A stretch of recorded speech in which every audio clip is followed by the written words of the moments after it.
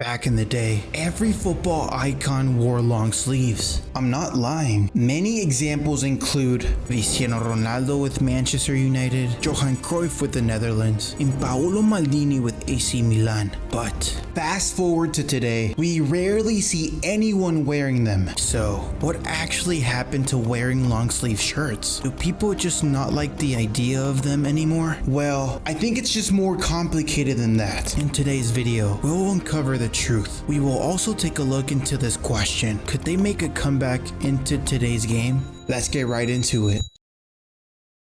First of all, we need to go back to 2007, the year that AC Milan was at its finest. I mean, a lot of people might say that they were at their peak at the Sacchi and Capello era in the 90s, but that's just kind of besides the point here. It was also the year that the Champions League winners were AC Milan, an unforgettable squad featuring players like Kaká, Maldini, Inzaghi, and Pirlo. All of them were rocking the long sleeve shirts, which was pretty common back then. They all had this special aura because of their shirts. So the majority of the players worldwide actually preferred long sleeves over short sleeves at that moment in time, or there was at least a good mix in between the two. But today you probably would struggle to mention at least 10 players wearing long sleeves. It's kind of a rarity nowadays, and the only players that I can think of at the top of my head would be Cristiano Ronaldo playing for Portugal and Mbappe playing for France, and maybe another player here and there. You see, a lot of the players today wear base layer under their shirts. You've probably seen a lot of players wearing it. So let's get clear on the difference between the two.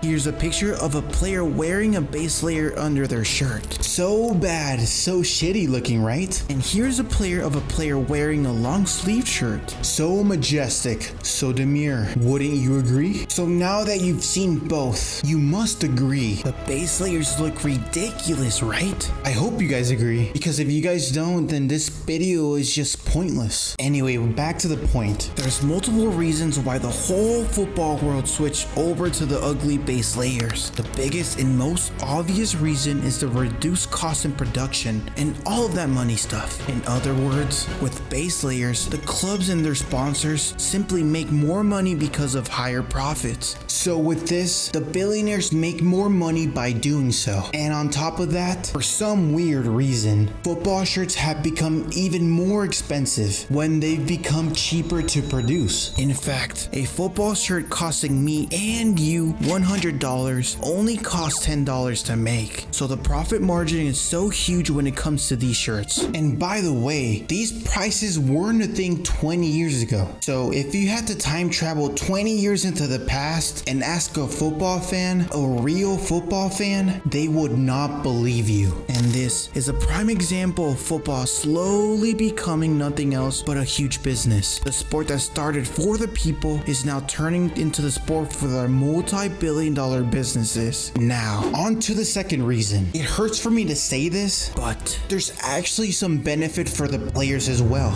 Supposedly, according to the big brands like Nike and Adidas, the new shirts help you with your back and your core. They also mention that it absorbs your sweat in some way so that the shirt doesn't get glued to your body or something like that. In my opinion, I really do believe that it's just really good marketing, so it gets people to buy their product, and it kind of perceives their brand as getting better and better every single year, which is not true at all. So after all the football players in the world heard about this in the 2010s, they were totally sold on the idea and transitioned into the base layer shirts we know today. And when football fans saw that the players weren't wearing long shirts anymore, they also decided not to buy them either. The trend of the long sleeves was gone, but today a lot of people started to buy retro long sleeve shirts, like the AC Milan and Manchester United ones as a pretty good example. So this brings us to the final question. Can these shirts make a comeback into the modern game of today? Well, when the demand for buying long sleeve kits is high again, they might actually make a comeback.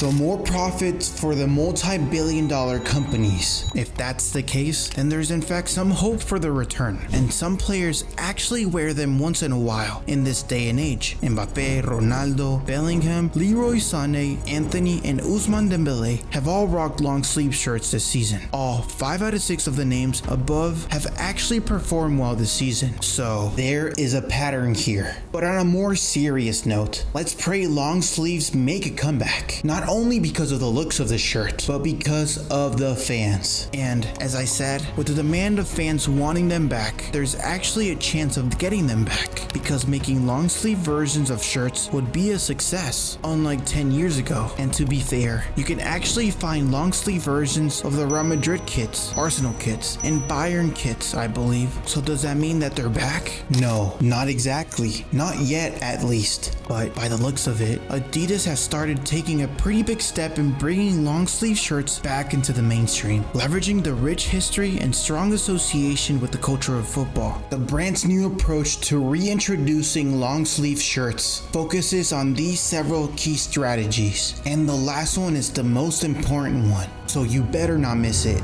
Retro and heritage inspired releases. This pretty much means that Adidas started to re-release iconic shirts with more modern materials, while maintaining their old type of aesthetic. These shirts reminisce of the 80s or 90s eras of football, and I really do like this approach. It could be really good if done correctly. The last and most important one is collaborations with streetwear and fashion. This pretty much means that they've started to collaborate with streetwear brands like Palace, Pharrell Williams, and Parley of the Oceans. These collaborations often include long sleeve shirts and jerseys that blur the line between performance-based wear and streetwear. For instance, the Adidas Palace collaboration featured long sleeve shirts that were reminiscent of classic football shirts, but with a more modern streetwear twist. This is just one example, of course, but there are a lot of campaigns trying to push this new long sleeve shirts into the modern era.